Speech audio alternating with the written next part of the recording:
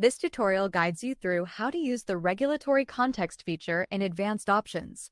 If you select this feature, Prompteer will apply the relevant industry and geography-specific regulatory context for your prompt. The following industries and geographies are supported with this feature. If you don't see your industry or geography listed and would like it to be, please send an email info@prompteer.com with this feature request. Let's get started. On the Create tab, enter your input. It can be as simple as a sentence long. Click the plus sign to access the advanced options. Click Regulatory. Select the specific industry and jurisdiction that is relevant to your prompt. Click back to the input screen. You will see that compliance feature is turned on below the input box.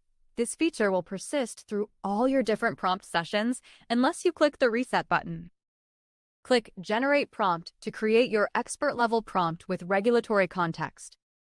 You have successfully learned how to use the regulatory context feature. Try it now.